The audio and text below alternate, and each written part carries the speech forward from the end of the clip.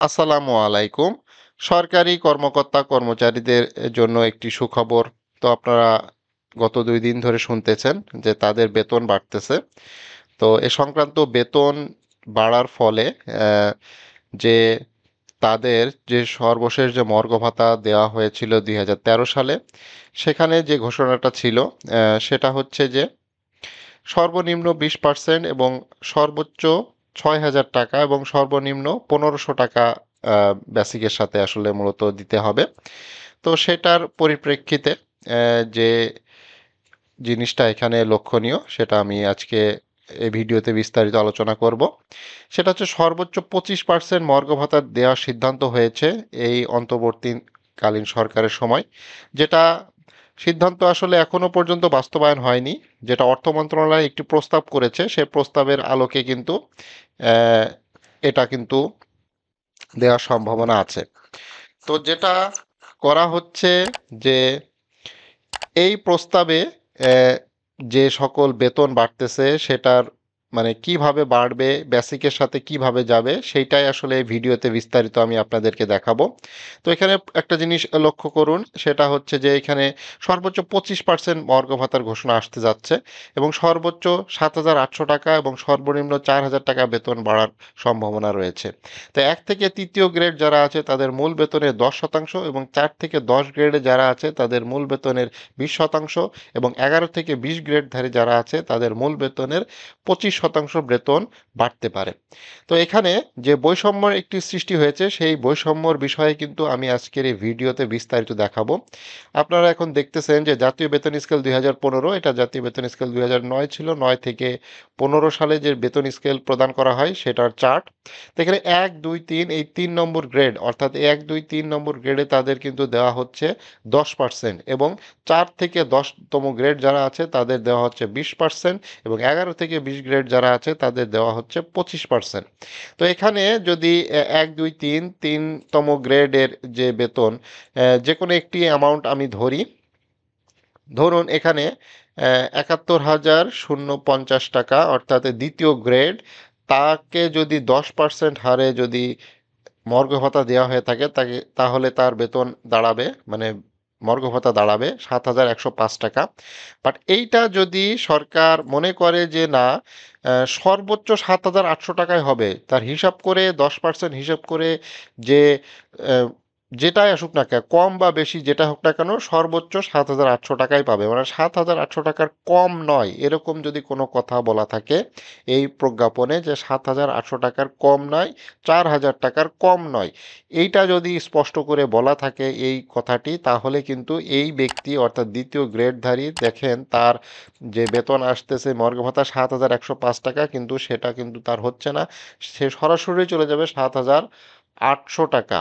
অর্থাৎ ৭,৮০০ টাকা কিন্তু তার বেসিকের সাথে যোগ হবে এবং এটা পরবর্তী যে ইনক্রিমেন্ট লাগবে সেই ইনক্রিমেন্টে কিন্তু স্পষ্ট করে বলে দিয়েছে অর্থ মন্ত্রণালয়ের, দুঃখিত, জনপ্রশাসন মন্ত্রণালয়ের সচিব, তিনি কিন্তু বলেছেন যে এই মর্গ ভাতাটা কিন্তু আম, সামনে যে ইনক্রিমেন্ট লাগতেছে সেই ইনক্রিমেন্টের সাথে ইনক্রিমেন্টও লাগবে এবং এইটা কিন্তু বেসিকের সাথে যোগ হবে। তাই এটা যদি বেসিকের সাথে যোগ হয়, তার বেসিক এখন ধরলাম যে ৭১,০৫০ টাকা যোগ ৭,৮০০ টাকা, এটা তার বেসিক এক লাফে চলে যাবে ৭৮,৮৫০ টাকা এবং এর সাথে বাসা ভাড়া এবং অন্যান্য যে সকল ভাতা আছে সেটা যোগ হবে। মানে এই প্রথম, দ্বিতীয়, তৃতীয় এদের আসলে এই মর্গ ভাতাটা মানে এত বেশি বৃদ্ধি করে সেইটাই যদি আবার যদি বেসিকের সাথে অ্যাড করে তাহলে আলটিমেটলি তাদের বেতন এমনিই বৃদ্ধি আরও বেড়ে গেল।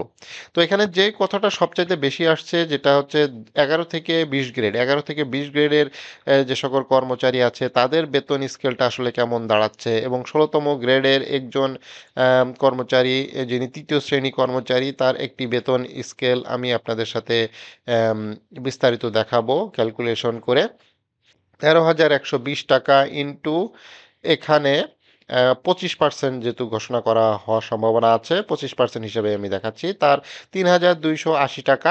তো এখানে সর্বনিম্ন মানে ৪,০০০ টাকার কম নয়, তাহলে সে কিন্তু এখানে এই ৪,০০০ টাকা তার হতে পারে, অর্থাৎ এখানে কিন্তু ৪,০০০ টাকা যদি হয় তাহলে মোটামুটি একটা ভালো অ্যামাউন্টের তার বেতনটা বাড়তেছে এবং এটা যদি হিসাব করা হয় যে আগামী অর্থ বছরে তার যখন ইনক্রিমেন্ট লাগবে, সেই ইনক্রিমেন্টের যখন লাগতেছে তখন তার বেতন দাঁড়াচ্ছে 13,780। পরবর্তী যে ধাপ আপনারা দেখতে পারতেছেন 13,780। এটা যার সাথে আসলে মিলে যাচ্ছে তার জন্য আসলে খুবই সুন্দর একটি ভিডিও হতে যাচ্ছে। তো এখানে 13,780 যদি বেসিক হয় ইনক্রিমেন্ট লাগার পরে নেক্সট যে অর্থ বছরে, তো এখানে 4,000 টাকা যোগ 4,000 টাকা, তো 4,000 টাকা দিলে 17,780 টাকা। 17,780 টাকার উপরেই কিন্তু বাসা ভাড়া লাগবে। বাসা ভাড়া এবং চিকিৎসা ভাতা, শিক্ষা ভাতা, টিফিন ভাতা, যাতায়াত ভাতা। তো এইগুলো লাগার পরে মোটামুটি একটা ভালো অ্যামাউন্টের বেতন কিন্তু আসতেছে। তো এখানে যেহেতু 17,780 টাকা, তো এখানে বাসা ভাড়া কিন্তু আপনি 40% পাবেন। তো এখানে ইন্টু 40% বাসা ভাড়া পাবেন আপনি। তো সেখানে 7,112 টাকা যোগ 17,780, 17,780, এটা হলো 24,892 টাকা। এখানে 1,500 টাকা মেডিকেল ভাতা। যদি আপনার শিক্ষা ভাতা সন্তান যদি দুইটা থেকে থাকে তাহলে 1,000, একটা থাকলে আপনি 500 টাকা, ধরে নিলাম আপনার দুইটা সন্তান আছে সেই ক্ষেত্রে 1,000 টাকা। আহ, আম, দুঃখিত, এটা ভুল হলো, তো যাক ওর সাথে 1,000 টাকা যোগ করবেন। আরেকটা জিনিস যেটা আছে যে বিগত সরকার যেটা কিন্তু 1,000 টাকা প্রণোদনা দিয়েছিল, 1,000 টাকা প্রণোদনা দিয়েছিল, সেই 1,000 টাকা প্রণোদনা কিন্তু এবার যদি মর্গ ভাতা যখন থেকে চালু হবে তখন কিন্তু আর এই 1,000 টাকা প্রণোদনা আপনারা কিন্তু আর পাবেন না। আমি ওই হিসাবটা আবার দেখাচ্ছি, তখন ভুল হয়ে গিয়েছিল। 7,780 যোগ 4,000, এখানে এর উপরে ইন্টু 40% আপনার বাসা ভাড়া, তাহলে যোগ 17,780 যোগ 1,500 যোগ 1,000, আপনি ধরে নিলাম আপনার সন্তান দুইটা আছে, এর সাথে থেকে 200 টাকা টিফিন ভাতা যোগ করবেন এবং 300 টাকা যাতায়াত ভাতা যোগ করবেন। 300 টাকা হচ্ছে সিটি কর্পোরেশন এলাকার জন্য।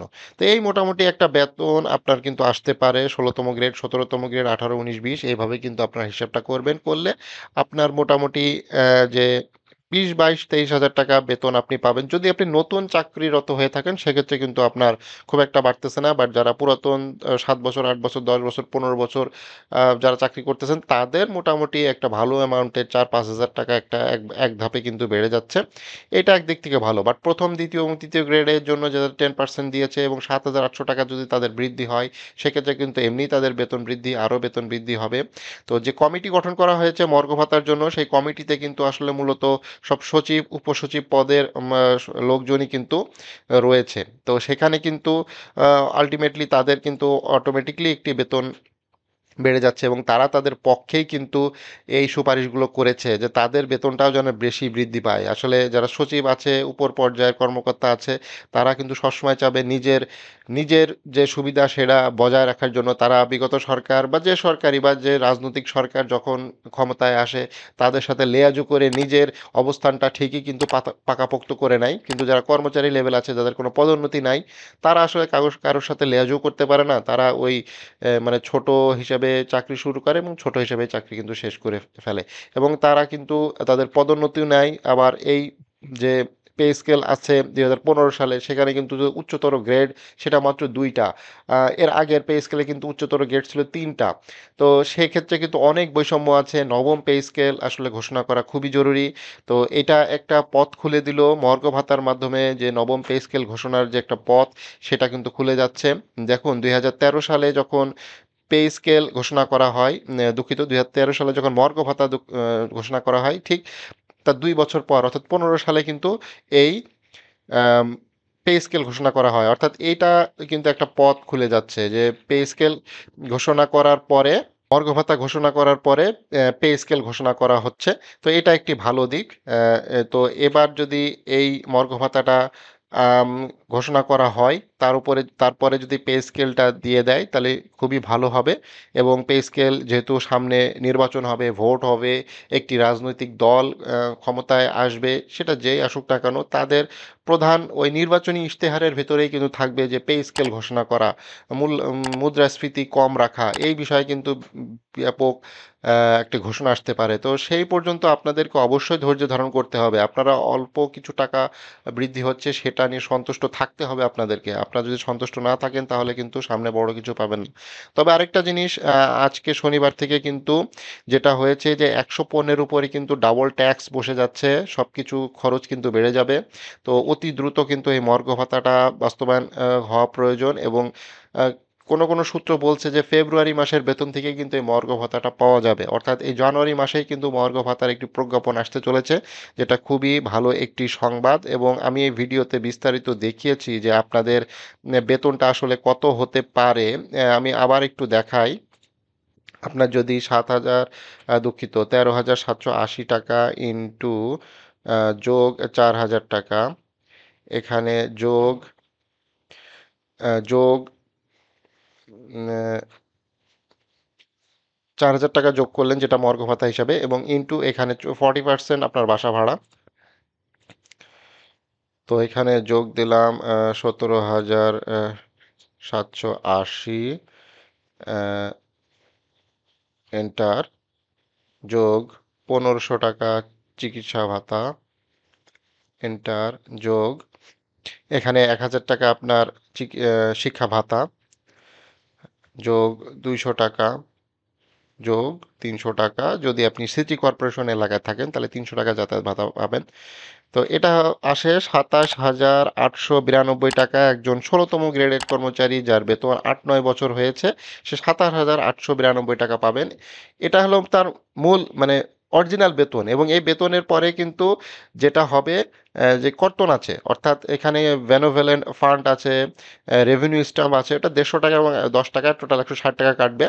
এবং আপনি জিপি ফান্ড থেকে যেটা কর্তন করেন, অথবা যদি আপনার লোন থেকে থাকে সেটা কর্তন হবে। সেটা কর্তন হওয়ার পরে মূলত আপনার বেতন তো মোটামুটি ২৭,০০০ টাকা, আপনি বেতন ২৭,৫০০ টাকার মতো বেতন কিন্তু পেতে পারেন। এটা যদি এই মর্গ ভাতাটা যদি বেসিকের সাথে যোগ হয়, সেটা হচ্ছে যে ২০২৫ সালের আগস্ট মাসে আপনার এই বেতনটা হওয়ার সম্ভাবনা আছে, যদি সব কিছু ঠিকঠাক থাকে, এবং যদি ২৫% হিসাব করে আপনার যেটা দিতে চাচ্ছে সরকার, যদি দিতে চায়, আসলে এখনো প্রস্তাব দেওয়া হয়েছে এবং খসড়া চূড়ান্ত করা হয়েছে। নেক্সট যে উপদেষ্টা পরিষদের বৈঠক আছে, সেখানে কিন্তু এটা উপস্থাপন করা হবে, এবং সেটা খুবই গুরুত্বপূর্ণ। সামনের সপ্তাহে কিন্তু উপস্থাপন করা হতে পারে। যেহেতু একটি খবর এসেছে যে ফেব্রুয়ারি মাসের বেতনের সাথে পাওয়া যাবে, তাহলে এই মাসেই তাহলে প্রজ্ঞাপন কিন্তু জারি করতে হবে, অর্থাৎ জানুয়ারি ২০২৫ সরকারি কর্মকর্তা কর্মচারীর জন্য একটি সুখবর এবং খুব একটি গুরুত্বপূর্ণ মাস, যেটা বলা যাচ্ছে। তো ভিডিওটি ভালো লাগলে অবশ্যই লাইক করবেন। যারা আমার চ্যানেলে নতুন আছেন অবশ্যই চ্যানেলটি সাবস্ক্রাইব করে রাখবেন। ফেসবুক পেজ থেকে যদি এই ভিডিওটি দেখে থাকেন অবশ্যই পেজটি লাইক এবং ফলো করে রাখবেন।